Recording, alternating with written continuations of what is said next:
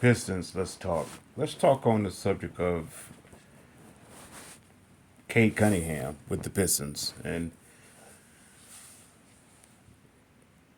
for those who listen to this podcast, you guys know my stance on Cade. I'm not much of a Cade supporter. I don't think I ever could be. There is an exception. If he becomes the number two option versus being the alpha male. Here's the reason why I don't. He could he be the alpha male in Detroit? Yeah, yeah, but his alpha male esque type of performance would be Jerry Stackhouse. I'm not talking about Jerry Stackhouse throwing up a lot of shots. I'm talking about Jerry Stackhouse success in Detroit. Jerry Stackhouse was, I want to say, close to being a top leading scorer. He was an all star with the Pistons, and yet that was with Detroit when Detroit was really at the bottom. Not when they were successful, when they was at the bottom. Now, when they became successful, Jerry Stackhouse wasn't scoring much. The numbers wasn't as high as they were without their success. So I'm saying he Cade is Jerry Stackhouse as successful or successfulness with Detroit. He would be the perfect complement to Victor Wembanyama. He would definitely be. He's definitely a perfect complement to a superstar. How I know here's the viewpoint. When I saw them play against Phoenix in this latest preseason game, you saw how timid he is. And what I mean by that is you can see that he's processing a lot, and you can actually hear it. And this is nothing personal against him. This is just eye test. When he's doing an interview, you can hear when he says he's processing. So in other words, if he's processing, he's not two steps ahead. He's a couple steps back. So when I look at him on the court, he's the exact same way. Now, don't get me right. Don't get me wrong. If you give him an open lane, if you give him what he's comfortable with, he'll take it. Yet he's not a guy that's going to take it without you giving it to him. That's why I would say the tandemness or the dual tandem of Cade and Ivy is a balance. Ivy is a guy who's going to take it. Here's how I know that Ivy's going to take it. Number one, Jesus is the head of his life. By Jesus being the head of his life, you can't be timid unless you become religious. Now, if Jaden Ivey started becoming practical, or being a foot not practical, forgive me. If Jaden Ivey started becoming a ritual with his faith, then you would see him, not being so much of a leader. He will defer. But how that backcourt works, if Cade can relinquish him being a number one overall pick, that status of him supposedly being the leader, this the savior of the team, and this all, if he can let that go and let Ivy go and just play off of Ivy, Cade would be the perfect complement, or he'll definitely validate being a number one overall pick. If the fans are expecting Cade to carry this team, you're going to get a lot of not that's not me throwing shots at him personally. You're going to get a lot of that on the court. Now, why do I say that? I'm saying there's a lot of teams. Okay, Cade's peers doesn't look at Cade as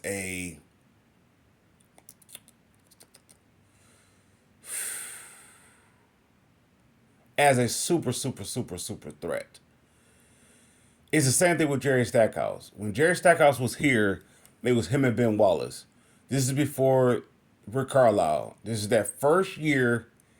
Well, I would say, the first year that Ben Wallace and Jerry Stackhouse played together. All you have to do is just collapse on Jerry Stackhouse offensively because there was no other option. That's the same thing what you do with Cade. If Cade has the ball and you collapse on him, Cade is not his, how can I say it? His, not IQ, his cerebral, like approach to the game is not kicked in.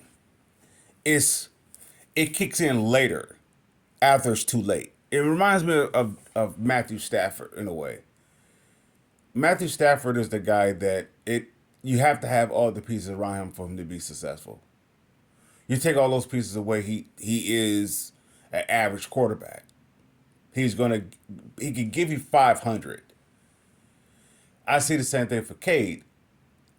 Can Cade be a superstar in this league? No, he can't. He can't unless unless the league comes down to his level. Now, why was he the number one overall, number one consensus pick in the draft? Well, who else was there, right? I let me change something up for a second. If Cade was drafted, or say to the likes of an organization that has a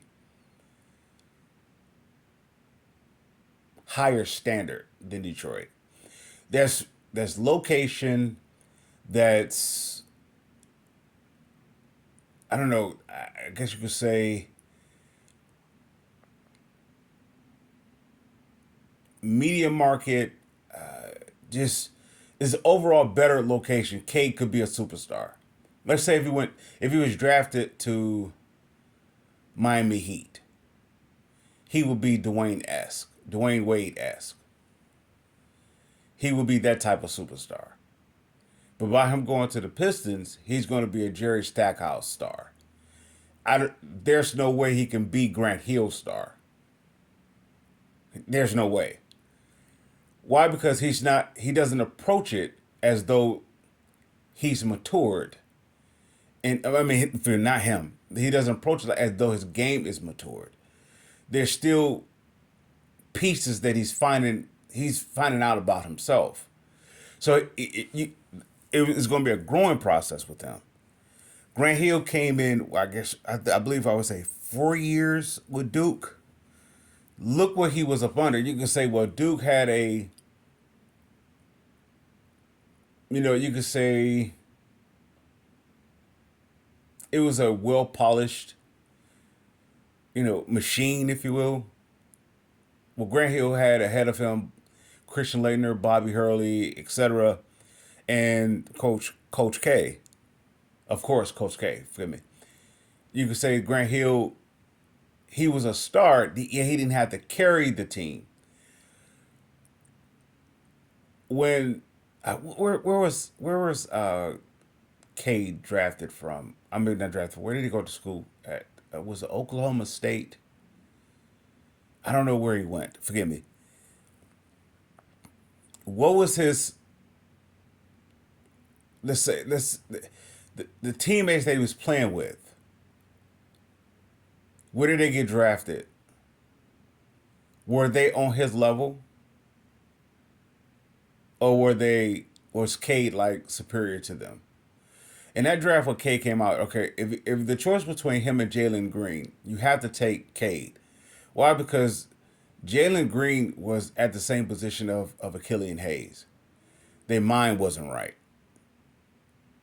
And even to this day, Jalen Green has all the talent all of the world, yet his mind is not right.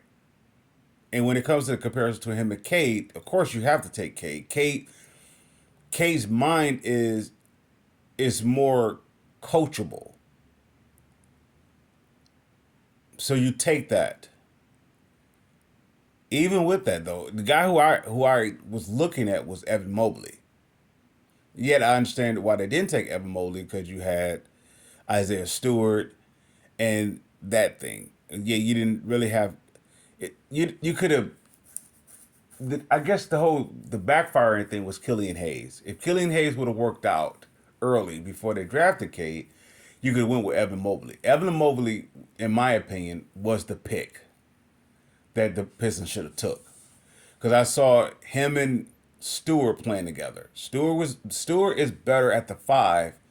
Yeah, he's undersized at the five, going against the Jokic and Joel Embiid's, the Carl Anthony Towns, and those who want to body him in the post. As a I'm going to say a height disadvantage. They can do that with Stewart. If they would have gave Killian Hayes, Mobley, Sadiq Bey, as well as Isaiah Stewart, Killian Hayes would have been okay. He'd have been all right. By them, I know we went away from the subject. We're gonna go back. By them drafting Cade, it took them out of. Well, let's say it this way. By them drafting Ivy, there was no. It was no reason for them to draft Cade. That was like the Lions drafting Charles Rogers, Mike Williams, Roy Williams, and then Calvin Johnson. It's pointless. Killian Hayes, Ivy, no, Cade, Ivy. It's pointless. It's pointless. Each one of them in their own right is a point guard, or let's say bomb, ball dominant. They can, I want to say, make it happen, but each one of them work at a different pace. So having them to work together, it has to break apart. It has to fall apart. They have to go their separate ways. Now, how can, like I said, I don't see Cade as a superstar. He could be an all-star. He could be a, I what I mean by an all-star, I don't mean where he is in there by default, some sort of replacement for Andrew Player. I mean, bona fide all-star.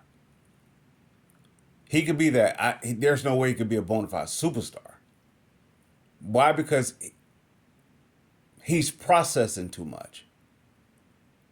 The Phoenix game is how he is.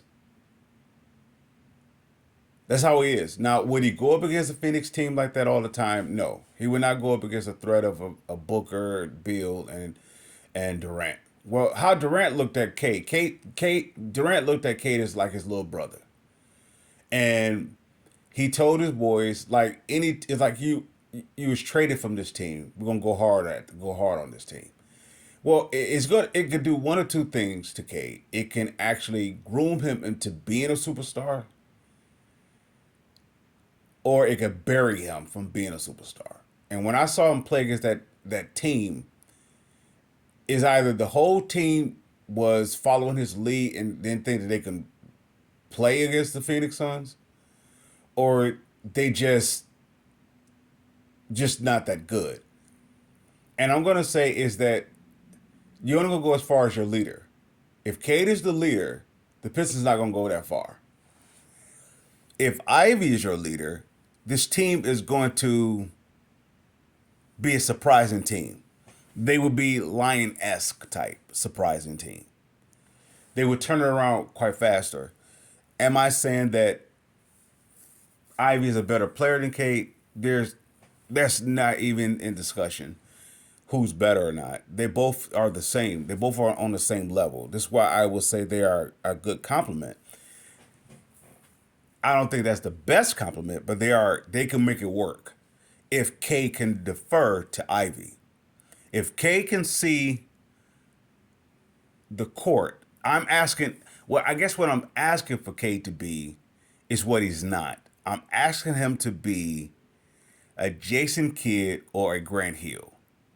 Now, Jason Kidd peripheral, or not peripheral, but his foresight on the court was bar none. I mean, I'm not trying to say he was the very best at what he did.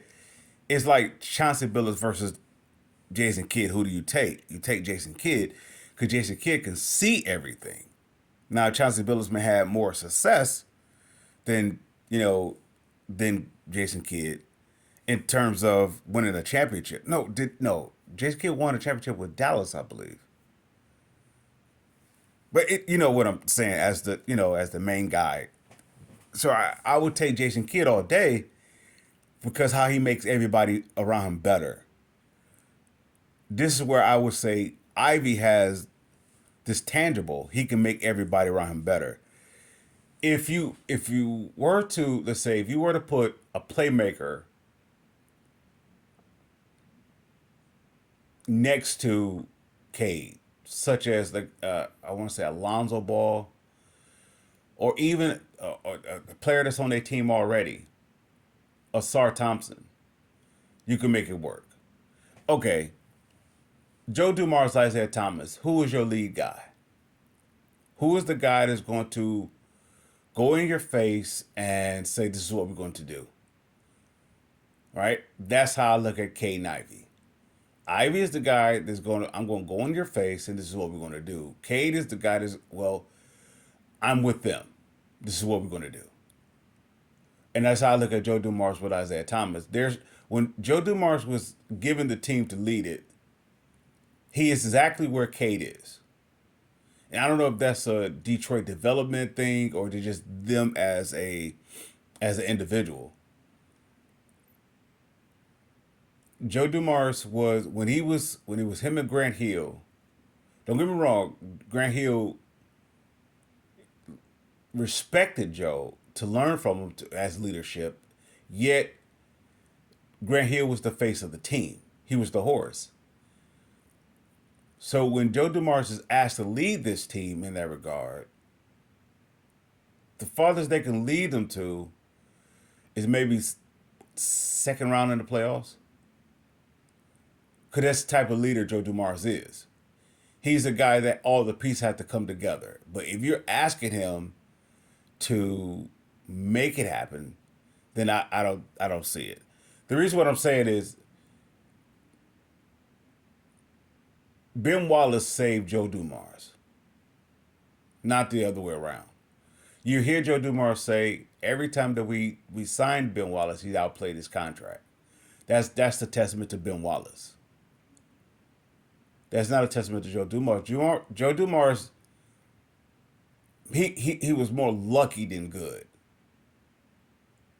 He was more lucky than good. How it worked out. It worked out because the players came together, not because Joe Dumars led them together.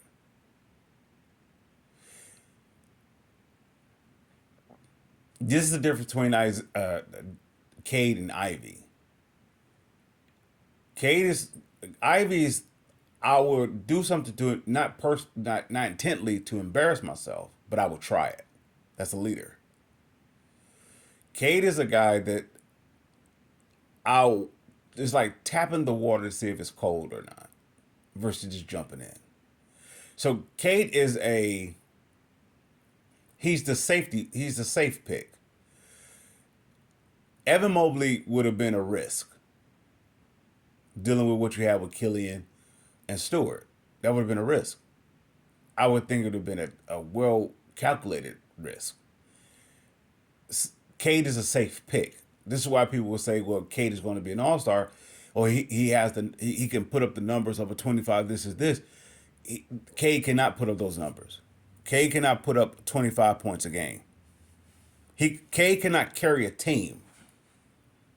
Just the same as Joe Dumars couldn't carry a team. Are they Are they good players? Are they all-star players or all-star type players? Yeah. Yeah. I don't think Joe Dumars would have been an all-star without Isaiah Thomas, though. I believe he would have been a good player. I don't think Cade would be an all-star without this team being successful. All right, let's say it this way. Stackhouse was an all-star without the team being successful. He was averaging 25 points a game. I think, no, 28. 28 points a game 1 year. I think it came close to 30. This is before the year before they started winning. And if you notice, he went from 28, 29 down to 20 or less.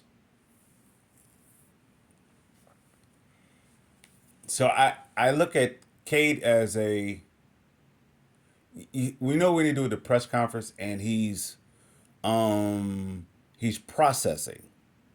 But the problem is he's processing out loud. So what I'm saying is that on the court, that's how everybody's looking at him. Not through the course of doing an interview, that they're watching him process, and then they could jump on him real fast. It's like his moves is like it's a step slow versus him hitting. Like he know what he's gonna do, and like he's practiced at it so much, he knows what he's gonna do. Like, okay, Grant Hill, his I want to say his crossover was so prepared. It didn't matter who the competition was, he was going to get to the basket. Maybe because the league has never seen it before. Oh, I don't know. Nonetheless, he's going to get to the basket. That's not the case with the likes of Cade. Cade is not going to get to his spots all the time. If you give him his spots, or let's say it this way, it's like he's timid. Like there's, that when he does his press conference, it's like he's holding back what he wants to say, trying to find out the right thing to say, versus just being Cade. And I don't know if Cade is Cade. I don't know if he's still in the shadow of his brothers. I don't know if he's still in the shadow of those who is his bigger brothers per se. I think he's boxed in, and that Phoenix game it's been quite a few games is like that where he goes into like this, not the potential 25 points a game, points per game type of star where he becomes this guy that you have to take time for him to develop. I believe Ivy's going to develop a lot faster for number one reason, he put Jesus ahead of his life.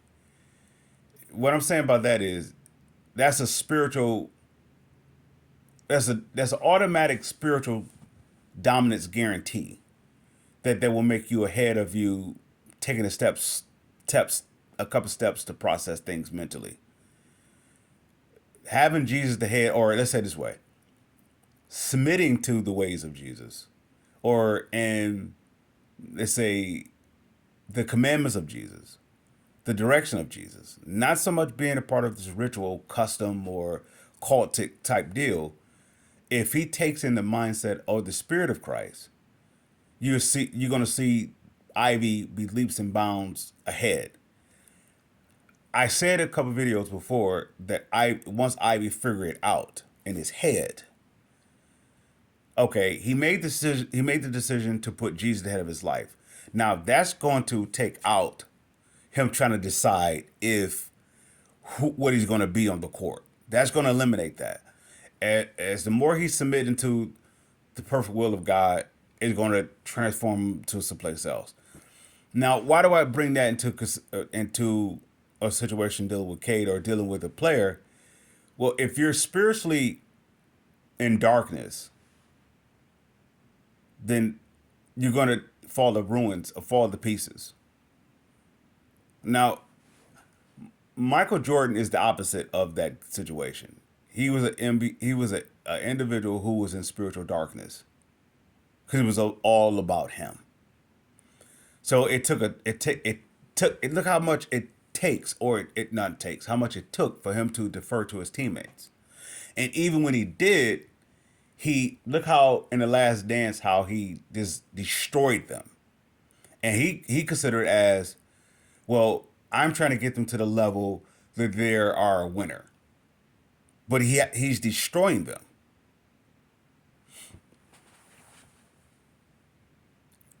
Ivy is bringing life to this team. The identity of this team is going to go to the likes of, I'm going to say Paul Reed, forgive me, Isaiah Stewart, Paul Reed, and Ron Holland, and throw in a healthier Asar Thompson. Asar Thompson is going to come back with a jump shot. So much so, I wouldn't put him at the 3 spot. See, this is where it becomes interesting.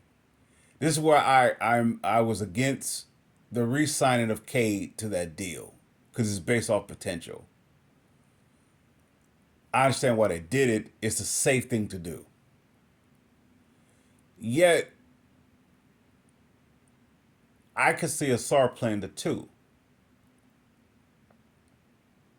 where he is part of the. Well, it depends on JB Bickerstaff system. If you can get the ball off the glass, you can go. Versatility, where anybody can get it, can go. Well, then if you have IVK and Asar in a lineup, they can get it and go. All right. Well, then I get it from that perspective, and for that reason, I do it that way. If that's not the case, I want somebody to defensively complement Cade. Why? Because Cade is it takes Cade too much. This is why he's holding the ball, dribbling, because he's processing everything.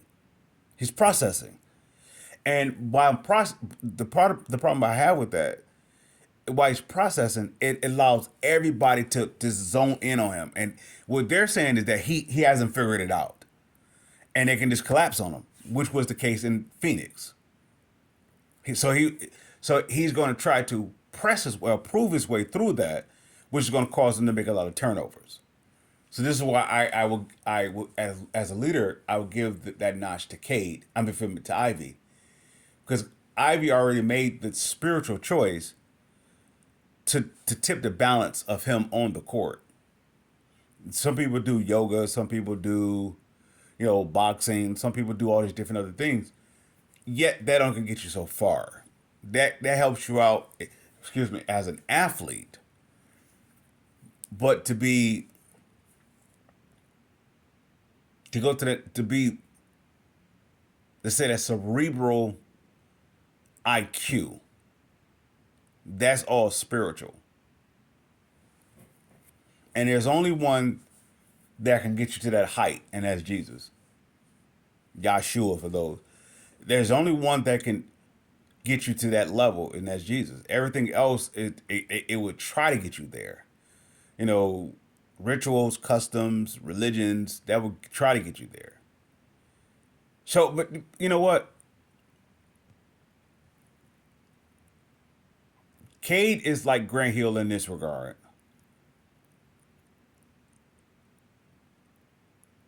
If you put him around a Christian Laettner and a Bobby Hurley and a Coach K, he's this beautiful hidden gem. Well, while you're focusing on Coach K, focus on Bobby Hurley, Christian Laettner, you don't see Grant Hill coming. That's how Cade is to me. You put him on a team that's like that. He is ultimately successful. Yeah, he'll end up being the 3rd overall pick, next to the likes of Glenn Robinson and Jason Kidd. I didn't see. I see Cade maybe as the number 2, maybe even number 3, picking that draft. I didn't see him as the number 1.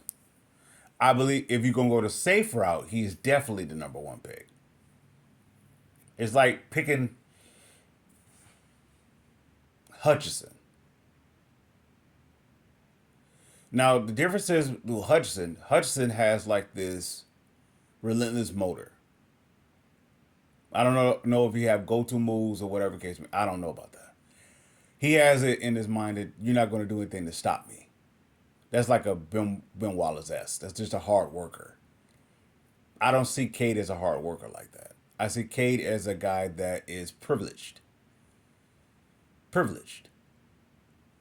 And when I was talking about him relinquishing, the reins to Ivy, is him coming off that throne of being privileged. As if it's possible. If if he can do that, Cade would be not just a better teammate, he'd be exactly what Ivy need.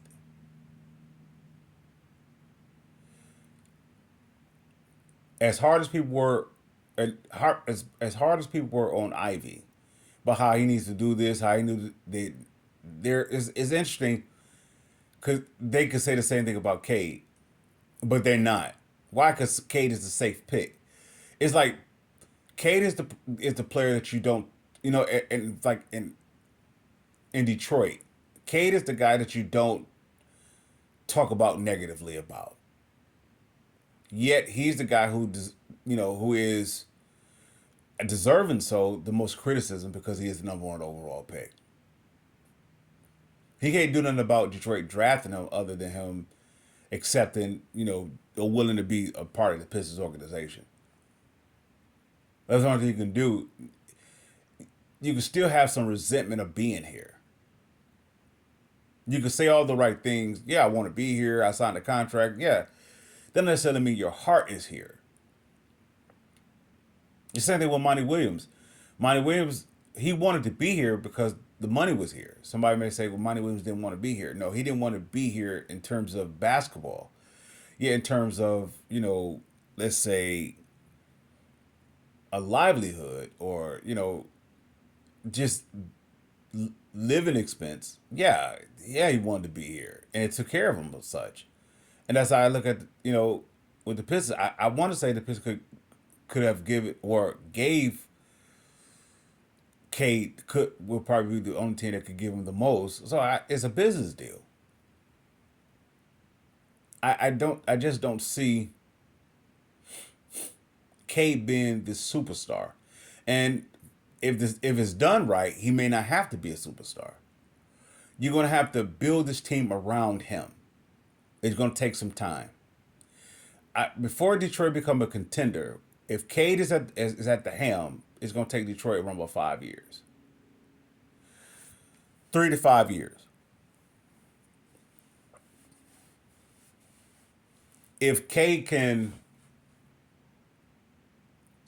in other words, well, you know what? I can't really. Let me just. I don't know. I don't know how about this because I can see it another way that Cade is looking at his teammates as not as matured, where he doesn't trust them.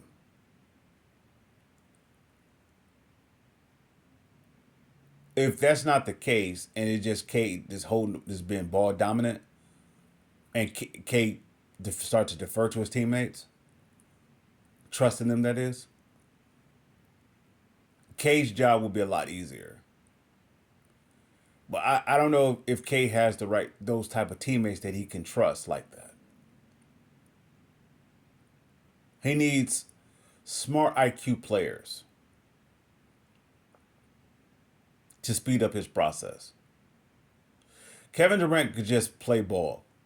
Even his days back in Seattle. I think he was drafted with Jeff Green and it was one other player in Seattle during that Seattle time.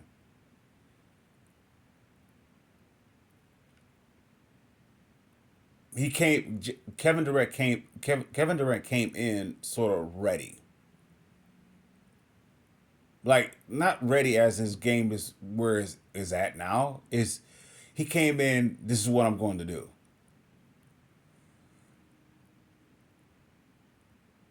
I think Ivy came in deferring to Cade. So Ivy could come in saying, "This is what I'm going to do," and I think the organization was in such shambles where Cade was never able to come in. This is what I want to do. Maybe that could be the case with Cade. And if anybody stayed to this extent of this video, I want to contradict myself about the first part. It, I want, as the shambles that Ivy was going through with his organization is the same shambles that K could be going through with his organization. And him being a 25-point scorer could be just based upon the first 3 years this organization was a disastrous.